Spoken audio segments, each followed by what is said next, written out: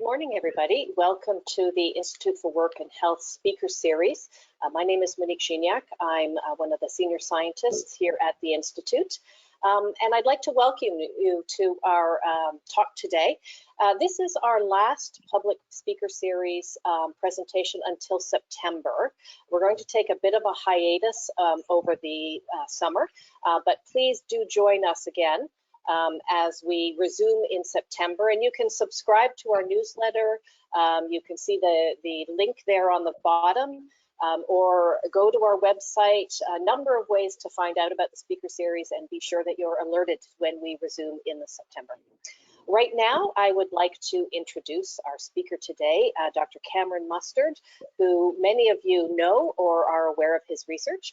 Cam is the president and a senior scientist at the Institute for Work and Health. He's also a professor at the Dalla Lana School of Public Health at the University of Toronto. He completed his doctoral training in epidemiology, health policy, and behavioral sciences at the Johns Hopkins School, University School of Hygiene and Public Health. And his research interests include work environments, labor market experiences in health, the distributional equity of publicly funded health and healthcare programs in Canada, and the epidemiology of socioeconomic health inequalities across the human life course. Today, Cam is going to speak to us about emergency department encounter records. Just in terms of format, what we'd like to do is Cam will give a presentation for the first 20-25 minutes, and then we'll address your questions. If you do have a question, please put it in the chat box, and when we're finished, I will read them out and Cam will address them. Thanks very much. Go ahead, Cam. Looking forward to it. Thank you, Monique. Good to be with you all this morning. I booked my second jab for the end of June last night. Hope everybody on the call is heading in the same direction. We may be getting towards the end of this current period of the pandemic. So I have a summary of some work we've been doing over the last 3 or 4 years to take a closer look at the information that's available when a worker who's injured or becomes ill at work presents for treatment in a provincial hospital emergency department. I'm getting a bit of noise on this call. I don't know if it's coming from me. That's better. Okay, we're good. So the idea here is, can we learn important information that we don't otherwise have by viewing the information that arises when a worker presents for treatment in a hospital emergency department? So the presentation today has the following sort of 3 objectives. I want to share with you what the elements are of an emergency department electronic record that's relevant for thinking about work-related injury and illness.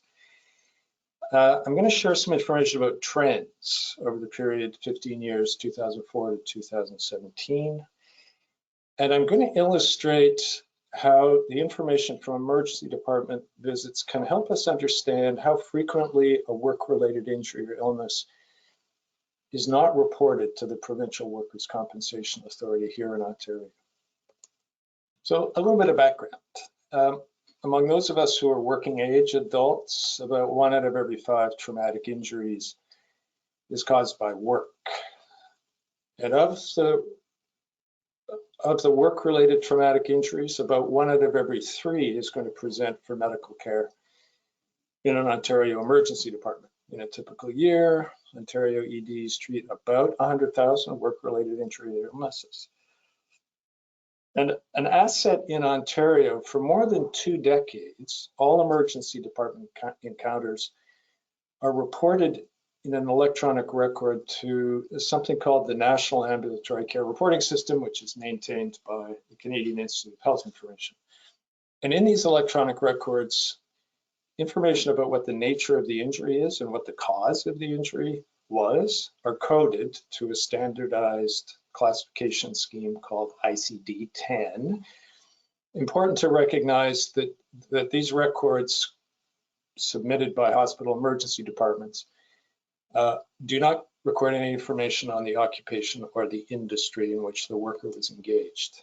So another little piece of the background here And this relates to the objective about understanding how frequently a worker is treated for a work-related injury in an emergency department where it's not obvious that there's a parallel record in the Provincial Workers' Compensation Authority. So the phrase here I'm going to use is underreporting. That's a case where a work-related injury has occurred, it's been treated in an emergency department, but it doesn't appear to have been reported to the Provincial Workers' Compensation Authority in Ontario. It's common, I think, is the observation here. So in the course of work that the Institute has done over more than 2 decades, when we have the opportunity to ask workers if they've experienced a work-related injury or illness, and if so, did they report it by submitting a claim to a Provincial Workers' Compensation Authority, we are comfortable with an estimate that somewhere between 40 and 60% of potentially compensable conditions are actually not reported to the Provincial Compensation Authority. That may strike you as a startling number, but from our side, having asked this question of workers for more than 2 decades, and there are 2 citations here, one from 2002, one very recent one, this is a pretty consistent estimate that we see on our side. Now, why is underreporting? Why does it occur? There are some primary reasons. Workers may not be aware that they have an entitlement. There are situations in which workers and employers have a preference for using a different way of providing wage replacement benefits. And sometimes, but the good news is not often, there is pressure or inducement on the part of the employer to the worker not to submit a claim. But this is just background on the relationship, on the patterns in the Canadian population about reporting to workers' compensation boards.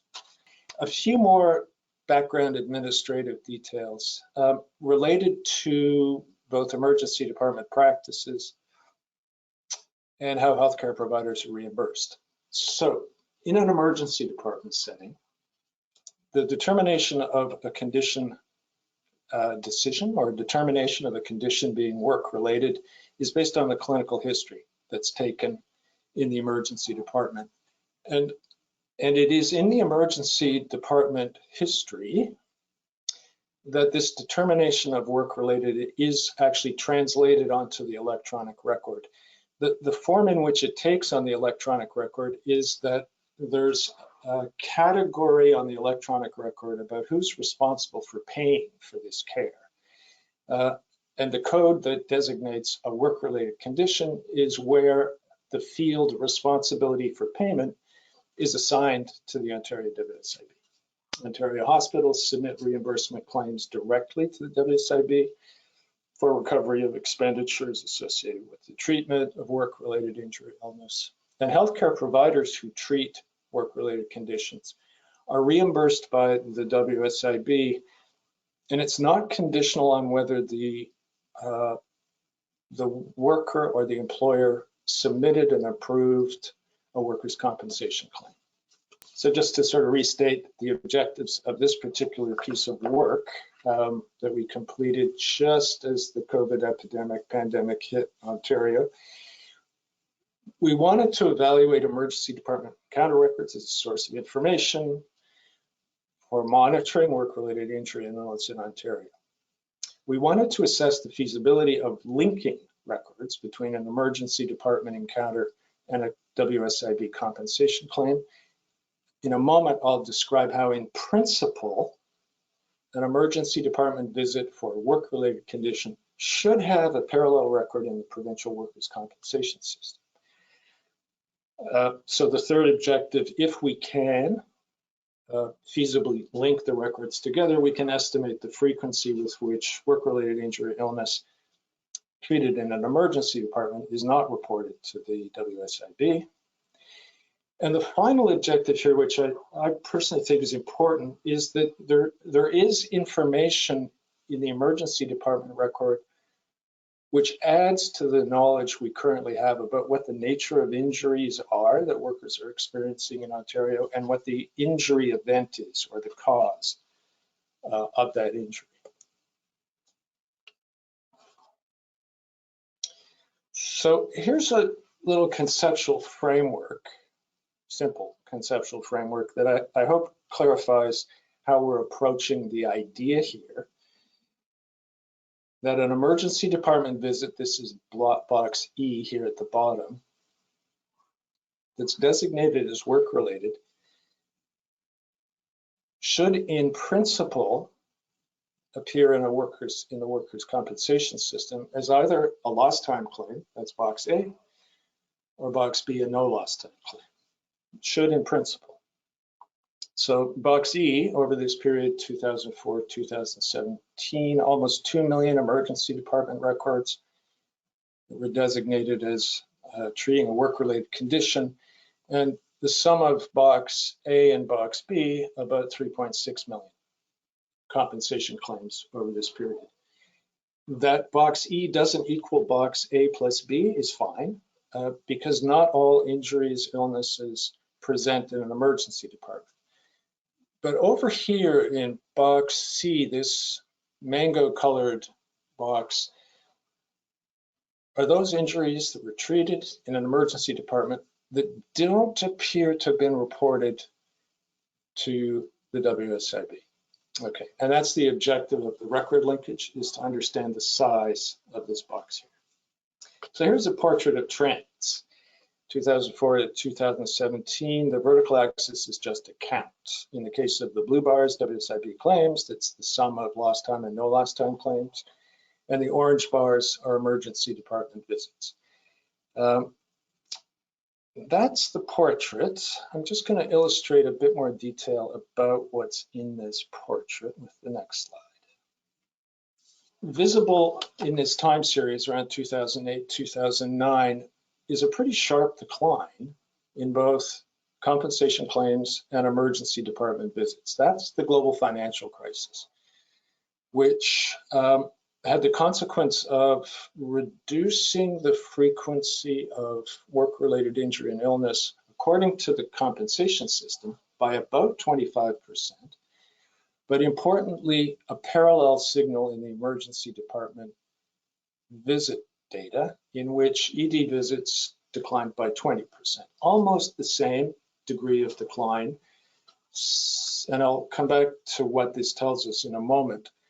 Over on the right side of the slide is a simple estimate of what the claim count in 2017 is divided by the claim count in 2004. So that ratio is about 0.7 for the compensation claims.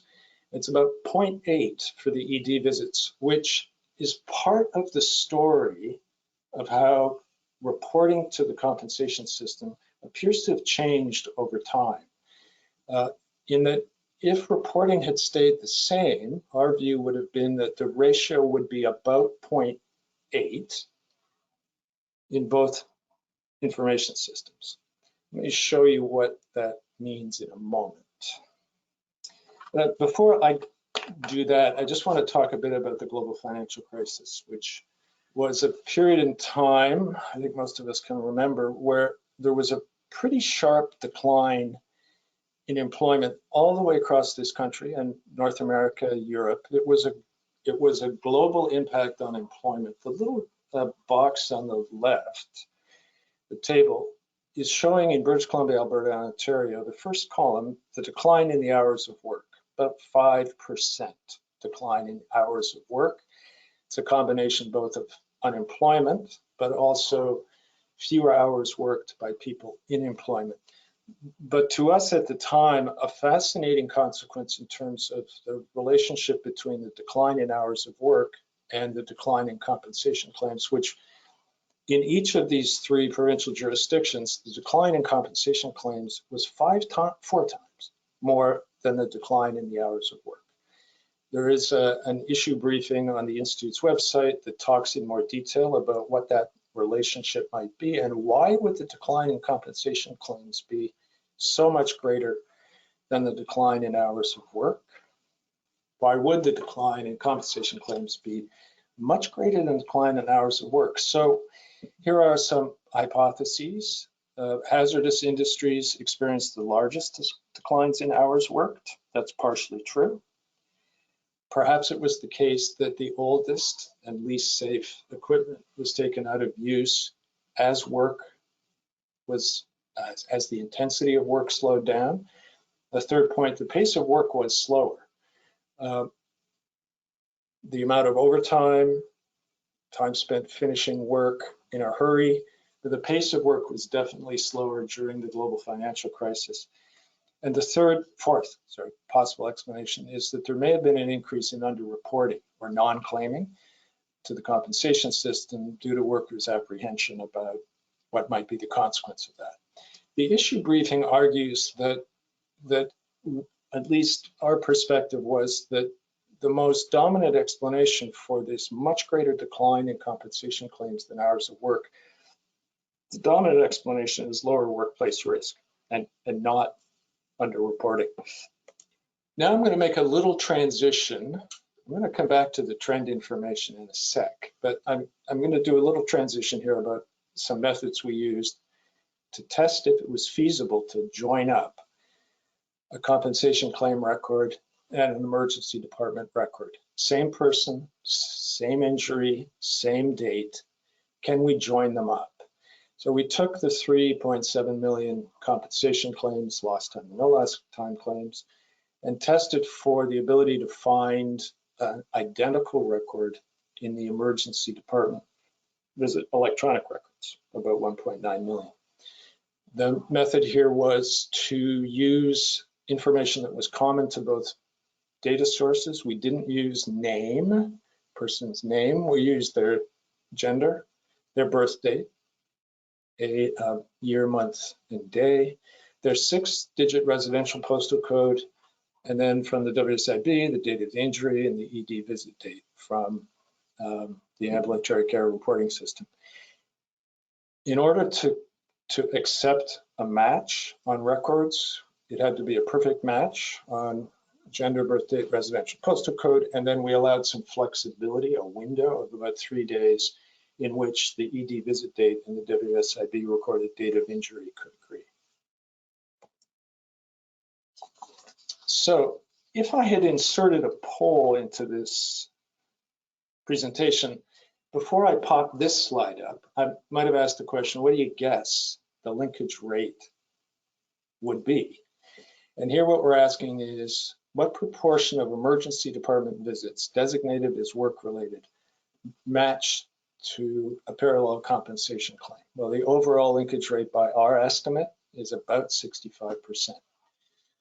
We interestingly only saw a little bit of difference in that rate when we looked across geography. So N here, this is the first digit of the postal code, 67% of ED visits found a match in the compensation claims. M, which is Toronto, 58%. No real difference by gender. And then there's some minor variation by age. I say minor because it's not profoundly different. But here for men, you can see that the overall linkage rate was about 66%, lower for the youngest men and highest for the oldest men. And I think that's perhaps what we might sort of generally expect. I just point to this number here, 430,000, that's a lot, is the point. Emergency department visits. We didn't find a match to parallel compensation claim.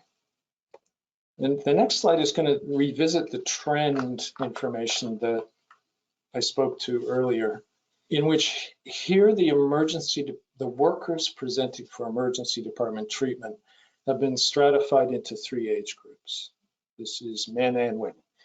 So the dark blue bar, workers under the age of 35, the mango bar, people 35 to 54, and the paler blue bar on the top, workers over the age of 55. So back before the global financial crisis, you remember that's 2008, 2009, there was only a minor amount of difference in the percent of emergency department records that matched to a parallel compensation claim.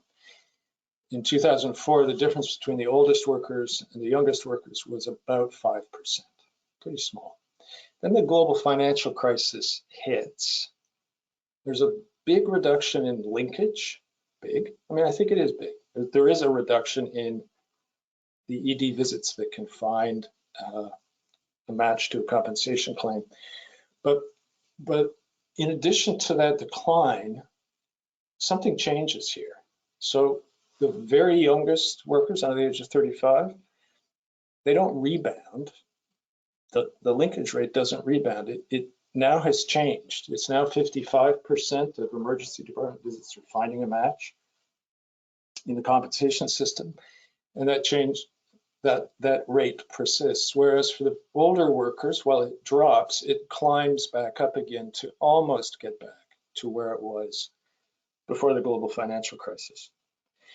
Okay, so this is an example of how shocks, not unlike the COVID shock, I'm not saying the same thing has happened, but shocks can influence what we think we know about the frequency with which workers are reporting, workers and employers are reporting to the provincial workers' compensation system. I'm going to go on now to a different thread. And this is where I think we're very hopeful that there's some real value in continuing to use emergency department visit records as a source of information on the frequency or incidence of work-related injury and illness in Ontario.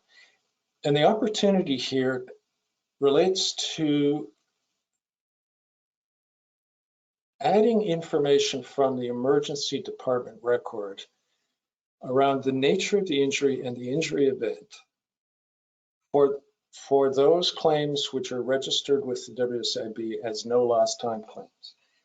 So the issue here, I would say, is that while the WSIB accurately reports the frequency of no lost time claims, it has been an administrative practice for a very, very long time not to include or code information on what was the nature of that injury and what was the cause or the injury event that led to that injury. So in other words, although we understand annually the number of no lost time claims, we don't understand, in a sense, the epidemiology of what happened that led a worker and an employer to register a no lost time claim.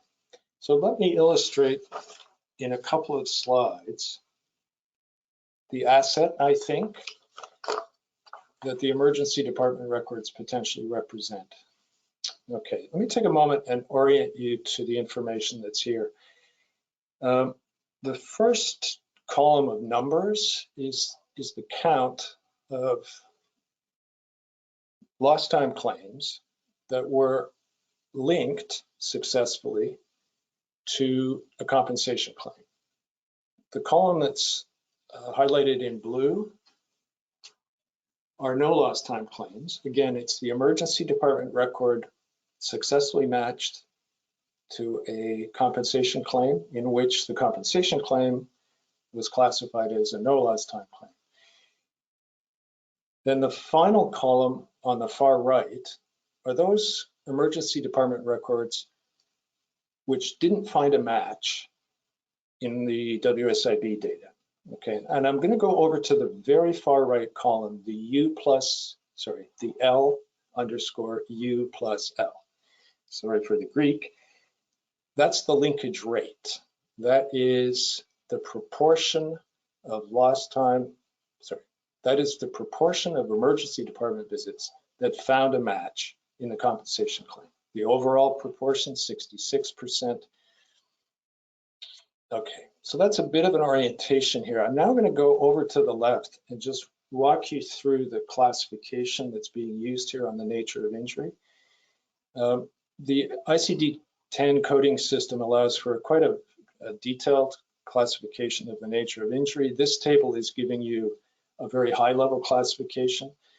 The injury was superficial. It resulted in an open wound, or, now I'm down in the third row, it was a fractured dislocation or internal injury involving the wrist, next row foot, knee, abdomen, head, shoulder, elbow. The final category in this table is burns. There are other There are other nature of injury categories available. This is just the high level most frequent. The table is organized by, or ordered from top to bottom, by the frequency of lost time claims. So the most frequent lost time claim that links to an emergency department record are superficial injuries. Okay, I just want to now go over to the blue column that's been highlighted. So this is the column where the emergency department records provide information that isn't available on the compensation claim. And the table also gives us the percent of the total, for example, superficial injuries, that were either a lost time claim, if you're with me on that row, 29%, or a no lost time claim, 71%. So just the observation here that open wounds, I think we're not surprised, would be least likely to be registered as a lost time claim. And a fractured dislocation or internal injury of the knee, almost 6 out of 10 of these injuries treated in an emergency department that were linked to a compensation claim, almost 60% were registered as a lost time claim, which is, again, I think what we'd expect around the difference in injury severity related to whether wage replacement benefits were required or not. But it's this pale blue column that is, on our view, one of the opportunities to have enhanced information about what kinds of injuries over periods of time are occurring to Ontario workers. And this is an area that we're continuing to do more work in to strengthen the surveillance and the epidemiology of work-related injury in Ontario. This is a different view, again, using information from the emergency department electronic record. Here, the information is, what was the injury event? So again, this is a pretty high-level classification that's defining the rows. Each of these rows can be further refined in terms of the detail about the injury event. These are traumatic injuries. There are other conditions treated in emergency departments that are work-related that don't involve traumatic injury. And in that context, this information around the injury event is not recorded. Same structure to the table. Lost time claims in the first column, no lost time claims in the second, and then the tabulation of those emergency department records which didn't find a match to a record in the compensation system. So I just highlighted transportation accidents here, and the observation is that we know from the compensation claim data that there are, in this time period, there were 12,000 disabling injuries attributed to a transport accident. This is a worker who was involved in a motor vehicle collision in the course of employment, and the injury resulted in wage replacement benefits.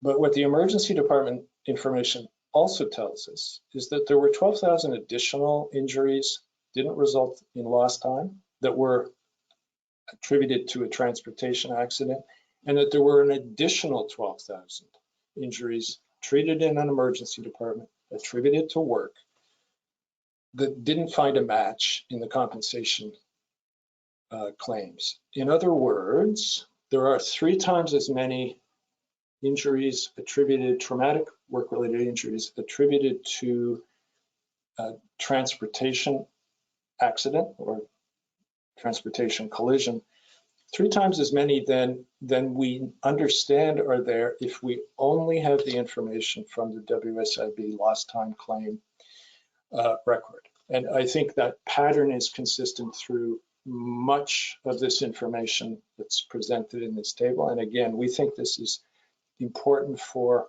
improving the information we have about what are the events that are causing injury and disability to Ontario workers. So here's some thoughts about what might account for the portion of emergency department records that don't match a parallel WSIB compensation claim. The first observation is that about 25% of Ontario workers do not work for a WSIB insured employer. About a third of that 25% are self-employed workers, some of whom work in either moderate or high hazard sectors. That's one possible plausible explanation for why there isn't a match to a compensation claim record. It's also the case that about 15% of WSIB claim registrations that are initiated don't complete, so they're designated abandoned. And the most common reason for abandonment is that one of the forms that the WSIB requires to complete registration of a claim is the workers' report, Form 6. And about half of the abandoned claims, the reason for abandonment is that there's no workers' report, Form 6. Those are two plausible and probably substantial reasons. There are two methodologic reasons. One is that it may well be that overall, the emergency department recording of the clinical history around attributions to work overall is overly attributing. In other words, what we would call false positives. The emergency department record says this is work related, but in reality, it wasn't. Another possible error is that the record linkage method has some error in it, and if it does, we think it might be related to residential postal code. In a typical year, about 10% of households will change their residential address. And to the extent that the two information systems, the emergency department, WSIB, to the extent that there's a lack of, timeliness about recording change in residential postal code, that can generate some failure, or that can generate some of the records that didn't find a match. But our observation is that those two methodologic points really wouldn't plausibly explain the really abrupt decline in record linkage that we saw 2008 to 2010. Could you give me the next slide, Sarah? Perfect. So here's a summary, again, kind of concentrating on the evidence here that about 50,000 emergency department visits don't match to a parallel record in the provincial workers' compensation administrative data. These observations sort of pertain to that. The first point is that this is generally consistent, the 35 to 40% of work-related conditions identified in an emergency department that don't find a parallel record in the compensation system. It's generally consistent with evidence that we see in many jurisdictions in North America.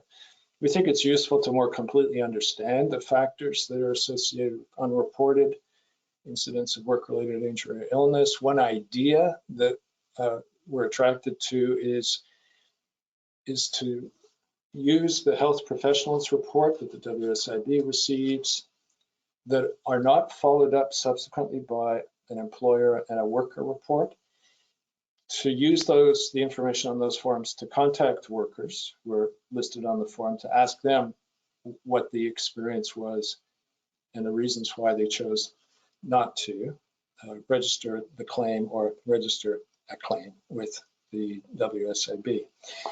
Not discussed here in this slide are the opportunities to use the information in the emergency department records to enhance our understanding of the nature of injury and the injury event, specifically in those injuries that result in a no loss time claim. And we're currently doing additional work now to examine in what way that additional information is important for understanding the epidemiology of work-related injury and illness in Ontario.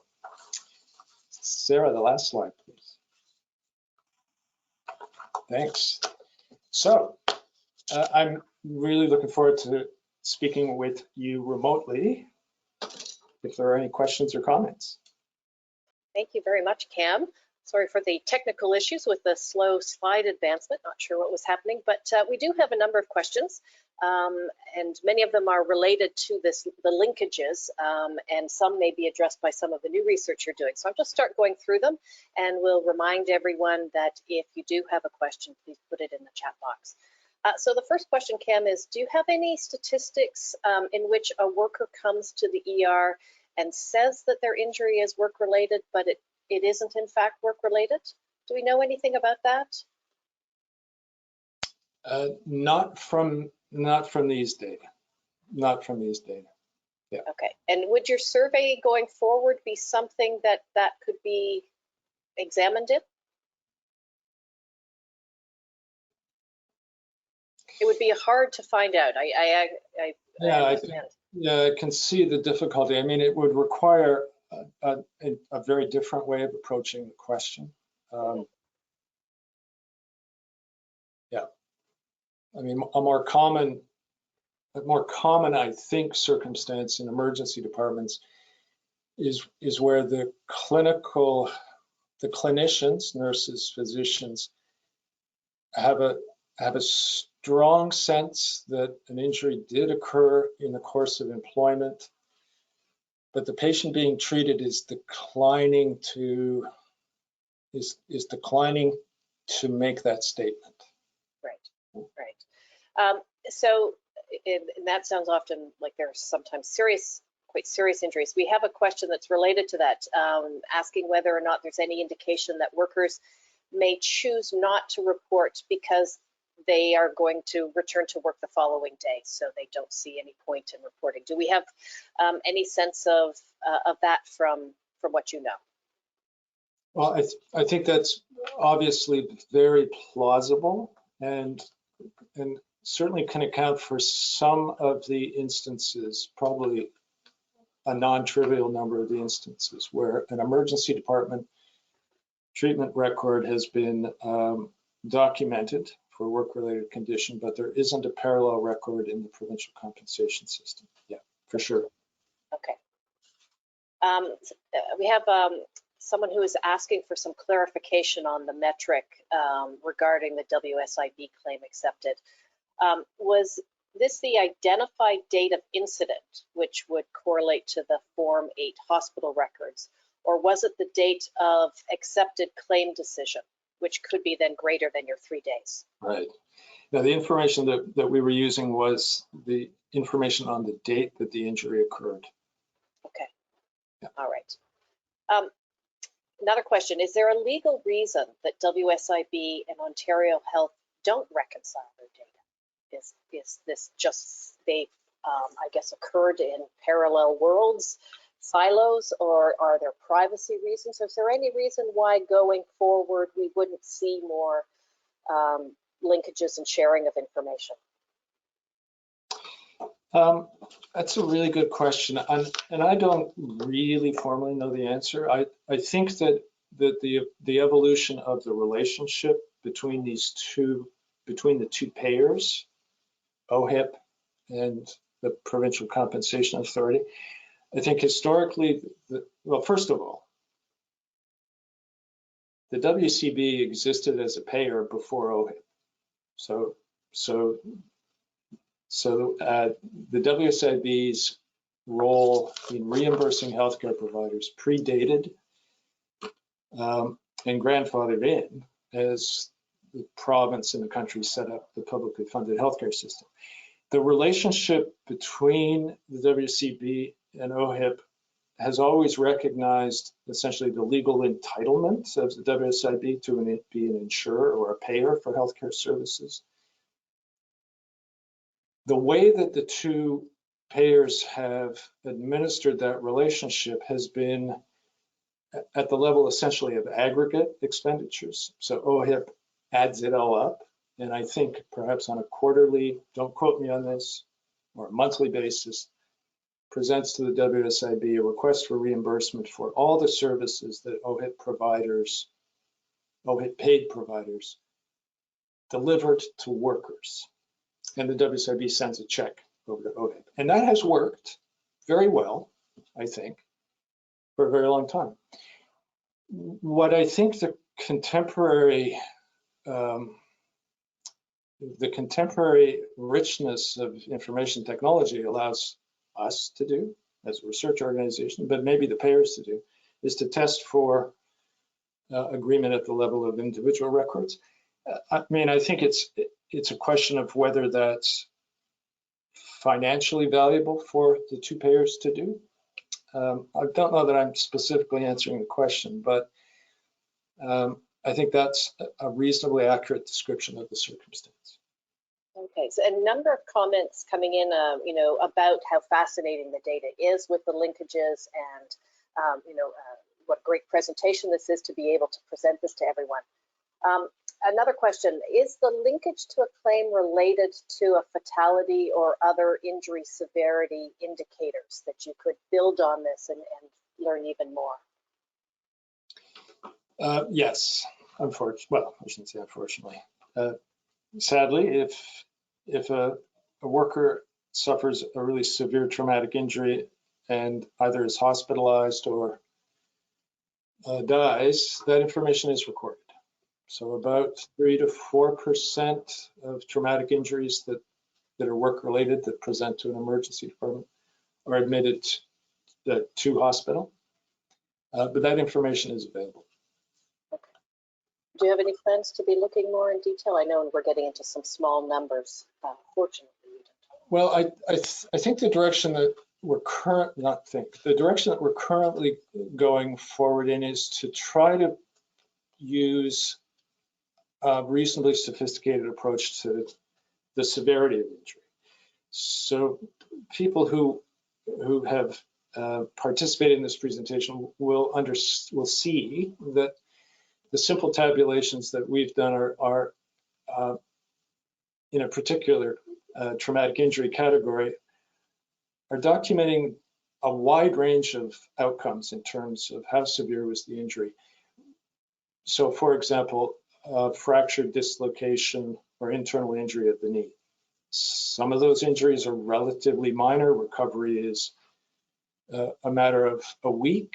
Others of them are severely disabling and take a very long time to recover and may not reach full recovery ever, resulting in a permanent impairment. So at the moment, we're devoting some attention to applying some approaches to understanding severity inside this very large number of records. Okay. A couple of questions related to OHIP and costs, and someone comments that they imagine that there would be great interest from OHIP about the findings, given the fact that it's the taxpayer now rather than the employer who pays for these emergency room visits. And so wondering if OHIP could do something to improve this. Also, another person wondering if actually WSIB pays for emergency room visits when either no claim is filed or when they discover that the claim is related to work. How does that fall out, if you know? Well, in the case of a healthcare provider, the WSIB reimburses a treatment claim, regardless of whether a claim, especially a treatment claim, well, it's the physician report. The WSIB reimburses the physician for completing a report, whether the claim actually successfully is registered or not. And that's valuable information, and it's to the credit of the WSIB that is the practice, because it removes a potential disincentive or barrier to physicians participating in the reporting requirements around work-related injury illness. I'm not aware, though, of what the requirements are or the procedure is when a hospital presents a treatment claim to the WSIB. I'm just going to assume that the WSIB needs to see some evidence that a claim has been registered in order to proceed with reimbursement. Okay. Do you know if other provinces have similar access to data like this, similar frameworks in terms of how they are able or not able to link data? That's a great question. That's a great question. So when the Canadian Institute for Health Information set up the National Ambulatory Care Reporting System, which is now more than 2 decades ago, it was created as an information resource that was available to healthcare institutions and provinces across the country on a voluntary basis. And over time, in some provinces, some hospitals have adopted the use of this information system for documenting each and every emergency department visit. But only one province, in addition to Ontario, has mandated that all emergency departments would submit all records, encounter records, to this ambulatory care reporting system. Ontario 20 years ago, and Alberta about 5 years ago. Otherwise, across the country, it's quite sporadic. One hospital does it, 2 hospitals do it, but not all hospitals. And we do have a number of people who've commented on changes in Quebec and in BC and Manitoba also in terms of some of the numbers where people are also trying to look at these data. I've got a lot of questions for you, Cam. So I just want to try to get through some additional ones. So let me just go back here. In terms of respecting the privacy of the patient, how does that work in terms of forwarding information like names of companies, frequency of visits? What happens around this whole privacy piece? Well, the work that we've done to this point in time, which is really about assessing the feasibility of the emergency department information as a source of information for understanding the way in which work is harming the health of Ontario workers, we did our very best to avoid, if you will, any approach to using these data that would be person identifying, for lack of a better word. And I think that that's an important principle going forward. So we do know, we did use the information on the person's birth date and their 6-digit residential postal code in order to test for the match of an emergency department visit and a WSIB claim. We've since removed that information from the data set because we only needed it for that test of the match. I don't know that we'd go any further, Monique. In other words, I don't know that we'd, let me put it this way. I think we would need some advice before we did anything like considering what the profile of different employers would look like in these data. I think we would need some advice about that. Mm-hmm. So related, I think, a bit to this, slightly different. In the case of a traumatic injury, is there an obligation or responsibility on the part of a hospital to report something that has not been reported to someone at the MOL or for inspection? Are there investigations that the MOL then sometimes undertakes to look at some of these, and what's the obligation of the hospital to be reporting this? You know, I think it's been our experience that the clinical staff who work in emergency departments take very seriously their responsibilities under the Workplace Safety and Insurance Act to document and assist in the reporting of work-related injury and illness. Many emergency departments will actually, subject to the state of health of the workers, will actually assist in the completion of the workers report. I don't know what a specific emergency department's practice is around the reporting of a critical injury, which is a Ministry of Labor. It's a Ministry of Labor definition, and there's a reporting requirement on the employer to report to the MOL if a worker experiences a critical injury. I don't know if emergency departments are also under that obligation. I don't know. Okay. Have you got any information about type of industry as a variable in underreporting or anything going on there? Right. No, very good question. So it is the case that the emergency department electronic record, and actually I think the administrative record in the emergency department, the history, doesn't record information on what occupation the worker was in, or the industry, or their employer. That's not part of the information that's gathered in these clinical settings. As a result, it's unknown. It is not possible to know from this information, among the 35% of emergency department records in which a determination has been made that it's work-related on the part of the clinical staff, it's impossible to know what industry and occupation those workers are in from the administrative data. It would be possible to think about how we might design an approach to returning to a sample of those people who didn't find a match, to ask them directly about their industry and occupation.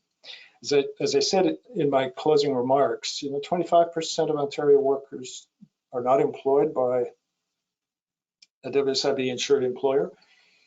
And, the majority of those workers are in relatively low risk occupations, finance, the banks, but an important number, not half, but not far from half, are self-employed, and some people in the self-employed group are working in moderate to high hazard settings. Okay. So again, thanks coming in for a great presentation. We have someone who is wondering, you presented a number of changes over time in reporting, and the person is wondering whether or not there might be kind of electronic health record system changes. So information is being collected differently or more easily, or something that might explain the change that you're seeing in the reporting. I don't know. I suppose it's possible. The information standards, the information collection standards that the Canadian Institute for Health Information provides to healthcare institutions across the country is very disciplined. It strikes me that it's unlikely that the pattern that we're seeing, particularly around the global financial crisis, could be attributed back to some change in information reporting practices. It's a reasonable question, but I don't think it's plausible. Okay. Some comments noting that there are similarities in your findings in other provinces, which is, some good, I guess, validity for what you're doing, and particularly some research done in BC. We have another person who is wondering if you could comment on whether some of the decline in linkages, especially for the younger cohort, could be related to the rise of precarious work arrangements like gig work and temp work, which might affect younger workers more. Maybe they're not part of the system. It may leave them unaware of what their entitlements are. So could you address that? Well, it's a very plausible hypothesis, isn't it? The way in which, in that particular figure, the deterioration in the linkage between an emergency department record and a compensation claim, the deterioration was largest among the youngest workers, and that we didn't see a return or an improvement in the linkage rate, which suggests that the reporting to the compensation system by the youngest workers declined most over this 15-year period. And I think it's absolutely plausible to think about that explanation not as something that's at the discretion of the worker, but more likely it's something about the employment relationships that younger workers are in. More temporary employment, perhaps more gig, but certainly more precarious or less standard employment through that time period absolutely is a plausible explanation. Okay.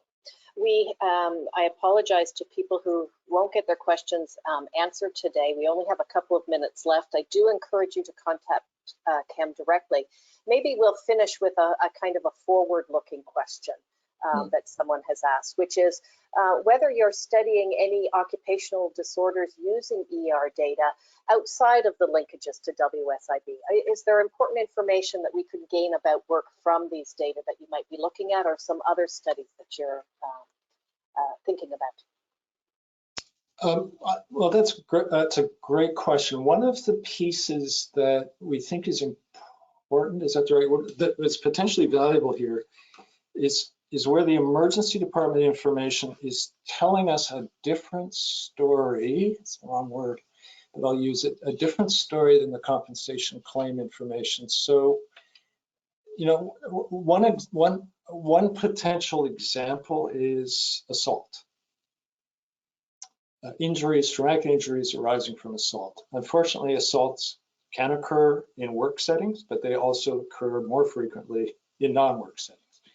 And there has been an important amount of attention globally, but certainly in Ontario, one of the earliest jurisdictions in the world to bring forward some regulatory requirements on the part of employers around minimizing the risks of violence at work. An important question is, to the extent that over the last 10 years this has been an area of emphasis in Ontario, has the change in the frequency of injuries attributed to assault at work, is the story the same? Is the portrait the same in the emergency department data compared to the compensation claim data? And I think this kind of example is one of the ways in which we can draw value from the emergency department data as a verification or the verification of our confidence in our ability to say we know what's happening. Because there are reasons why a change in the compensation claim data may not be exactly accurate, but if we see a portrait that's parallel in the emergency department records, at least on our side, we like to say we're more confident we can say there is a reduction, or sadly, there isn't.